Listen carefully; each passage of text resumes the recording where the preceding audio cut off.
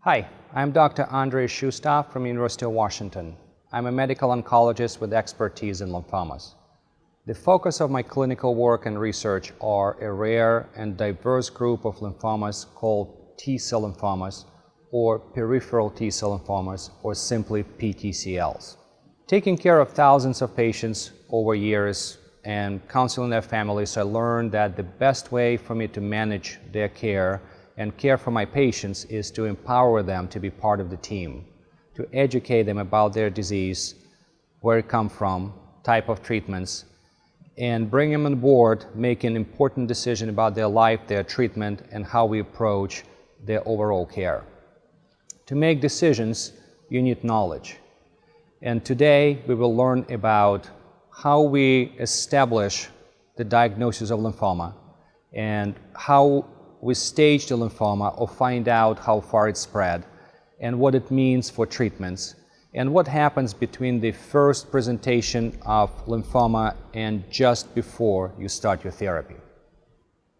T-cell lymphomas are a rare and diverse group of lymphomas that represent only 6 to 10% of non-Hodgkin lymphomas.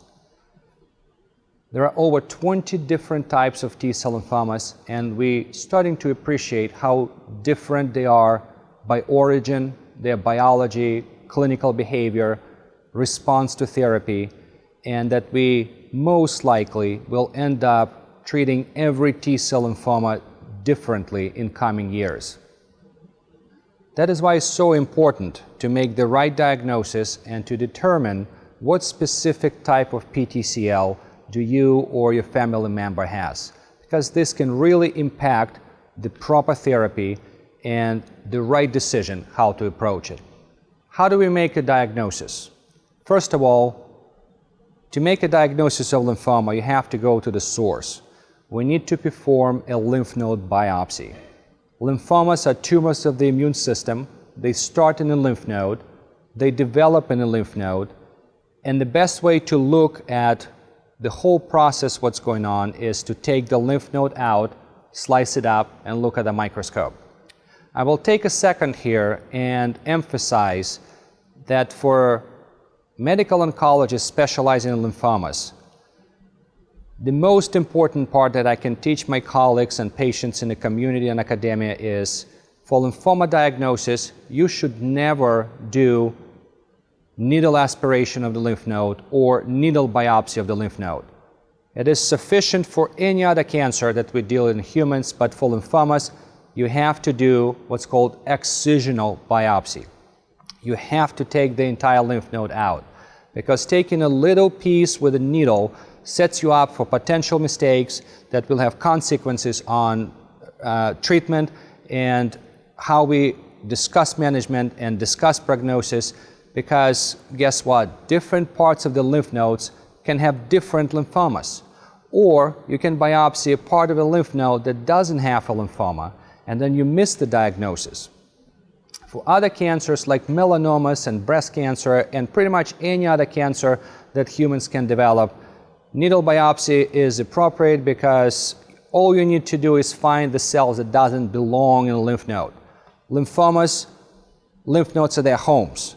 Just having cells in a lymph node is not going to give you the diagnosis. You have to look at the entirety of the lymph node, how those cells talk to each other, because making diagnosis of lymphoma in general does not help us. There are 50+ different types. You have to nail the right diagnosis to advise the right therapy. Once the lymph node is out of human body, it's processed by the pathologist. We'll look at it on the microscope, and most of the time it gives us idea about 50% we are there making the right diagnosis. But in order to pinpoint the subtype of lymphoma, the species of lymphoma, you have to go further. You have to do chemical tests, and nowadays there is a very specialized and very sensitive technique called flow cytometry that allows us to look at every single cell in a lymph node, what molecules are present on its surface, how it looks, and define the diagnosis with nearly 100% accuracy. So what is flow cytometry? How do we make a diagnosis? Most of you will receive your pathology report as part of your medical records, and it will describe that there are certain cells in your lymph node, and there is this very long sentence that says that tumor cells are positive for this, negative for this, and then pathology says, that's your diagnosis. Frequent questions that I hear from patients is, was it the right diagnosis? Did pathologist make a mistake? Can somebody confirm it? And it's a very legitimate and it's a right question to pose, because making mistakes at the beginning can have dire consequences down the road if you choose the wrong treatment. The truth is, nowadays, American pathologists are equipped with such a scientific method, such a technology, that making mistakes in diagnosis is not very common. You say, how come? Let's go back to basics of how we define cells and how we call this is a T cell, this is a B cell, T cell lymphoma, B cell lymphoma. Shown on this slide is the presentation of the concept that every cell in human body has special molecules sticking out of the membrane. Why do they have that? Cells have to communicate. They have to know who is around, who is their neighbor, who are they bumping into. And you can imagine that cells, specifically lymphocytes, they don't have eyeballs and ears, antennas. They have to sense it somehow. So they have these cells sticking out, they're called receptors. And these receptors tell the cell what surrounds them, what is the neighboring cell, is it enemy, is it infection. But we can use that to define what cell we are looking at, because every particular cell out of all the thousands of types we have in human body has a specific set of these receptors sticking out. Pertaining to our discussion today, T cells have a very specific array of molecules sticking out, and some of them are unique to T cells. That's why we can say right away, this is a T cell lymphoma, not a B cell lymphoma. This particular set consists of something called CD3, CD4, CD2, CD8, CD5. And by the way, CD is just a uniform marker that we had to come up with because there are thousands of them, and putting different names on it would be impractical. So CD is the type of molecule, and then the number designates its place in classification. But now, if you learn about which of these markers present on every particular cell, you can know exactly what type of cell it is. Now think about it. If we can define every cell in human body like this, we can also define any type of cancer like this. Because when cancers develop from normal cells, they mutate. They change the set of molecules that sticks out of the cancer cells. So every type of lymphoma has a very unique set of molecules sitting on top of the surface, and that is how, having all these tools, able to define all these CD markers on tumor cells, we can come up with a signature for every lymphoma. As an example, your pathology report can read the tumor cells are CD20 negative, CD45 negative, CD something negative, but they are CD3 positive, CD4 positive, CD2 positive, etc., etc. And when pathologist looks at this readout coming out of this machine called flow cytometer, there is no doubt that this cell belongs to the type of lymphoma that's stated on your diagnosis. Now, things are not always that easy because tumor cells can be slick. Sometimes they mimic normal cells. And what comes out in the readout says, well, it's not that different from a normal cell. That's where it takes a real skill of a specialized pathologist, we call them hematopathologist, to really use their experience, their expertise, just like clinicians when we treat patients, to say that most likely we're dealing with this lymphoma that looks like normal cell, but definitely this is anaplastic large cell lymphoma or angioimmunoblastic T cell lymphoma, etc., etc. Making the correct diagnosis, again, is extremely important because there are very unique treatments for subtypes of lymphomas that gives you the best chance of curing it. Another way of looking at these cells, besides the flow cytometry, is to apply the special stains or the special dyes that are carried by specific antibodies that recognize those CD markers. And this is just for your visual understanding how pathologists make the diagnosis. They look at the microscope, and every time they apply the marker and cells turn brown, it means that there are a lot of CD30 molecules on these cells. And there are very, very few cells that carry this particular molecule. So then they write it down, and there you have your diagnosis. So now you understand that diagnosis is very important to make for a particular type of lymphoma, and there is scientific technology that allows us to do that. Once the diagnosis is established, it goes for any type of cancer, but specifically to lymphomas, we have to find out how far they spread. And this is something that we call staging. Staging of lymphomas is an extremely important step between the diagnosis of treatment, because it also informs us how best to treat this patient. By and large, we recognize early stage lymphomas and advanced stage lymphomas. As name implies, early stage, they did not spread far. Advanced stage, there is a widespread cancerous process in human body. Where do we make a cut? We recognize 4 stages of lymphoma, from 1 to 4. How do we make this determination? There are 2 types of technologies that evolved in the past couple of decades. One is very familiar to you, called CT scan. CT scans are very sophisticated X-rays. They take several thousand cuts of human body and then combine it into this single image, and you can see every organ inside the body. You can see every single lymph node, and then you determine whether lymph nodes are normal or abnormal, mostly by size. Lymph nodes always visible in a CT scan, but they're supposed to be tiny. Once they become bigger, then you know that something is going on. If patient already has the diagnosis of lymphoma, it's easy to assume that enlarged lymph nodes are involved by lymphoma. However, think about if lymphoma spread to the lymph node early, but it's not enough to make it big. How do you determine that? That's where PET scans come along. PET scans are technology that uses the radioactive material that is put in the human body, and it's attached to the sugar, to glucose.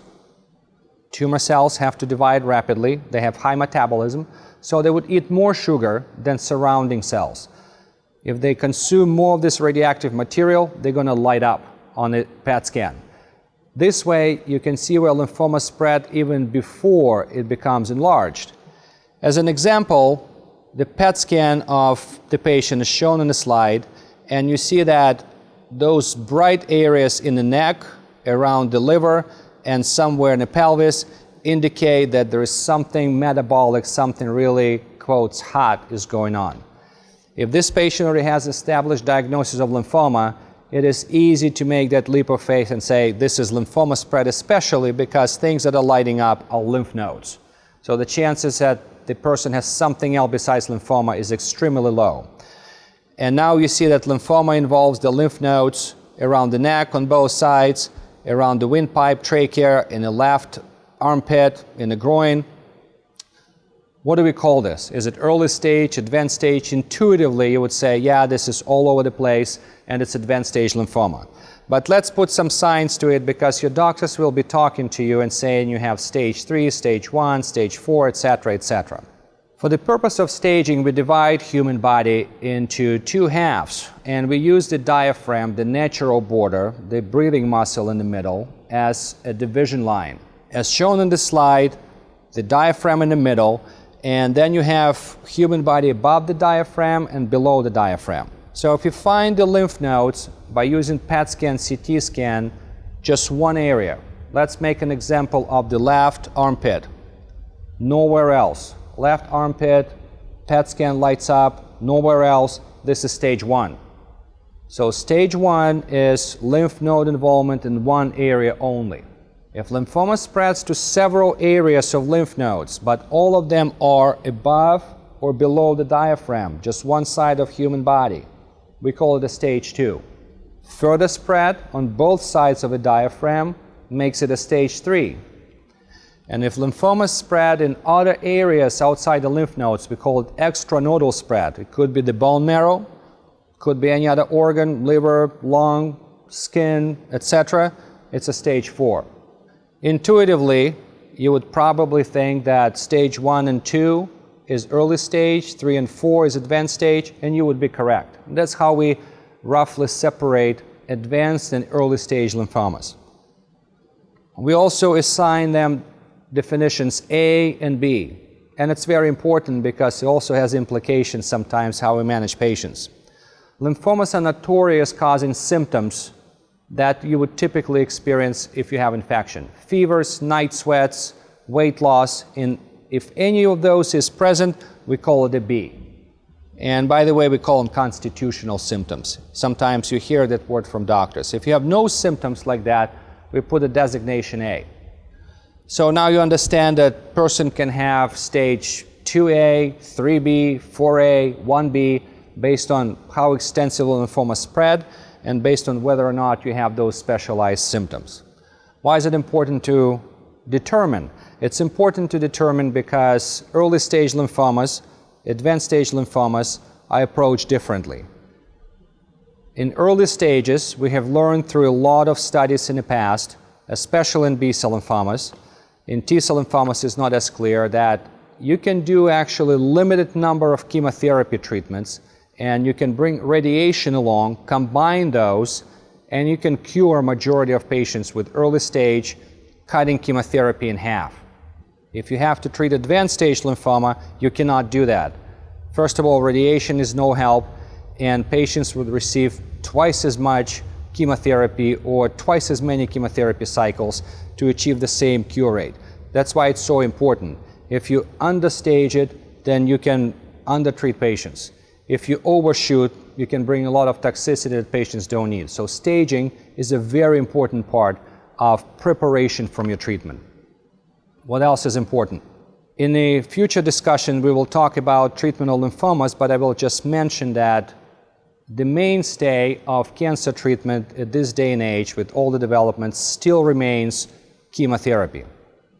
Chemotherapy is very toxic, and not everybody can tolerate it. So we have to determine whether this particular person, or you as a patient, can tolerate multiple chemotherapy cycles. So in preparation for treatment, your doctor will be checking your heart, checking your lungs, checking your kidney and liver and bone marrow function to make sure that if we try to cure this lymphoma and it requires a lot of toxic treatments, that your body can tolerate it. So if you combine all this information we just talked about, proper diagnosis, review by expert pathologist, staging to determine how far lymphoma spread, and preparation by determining your organ function status, is the complex evaluation that allows doctor to prepare you for treatment.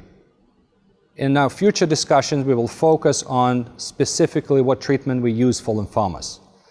With that, I will close this part of our educational forum, and I'll see you back for future discussions. Thank you.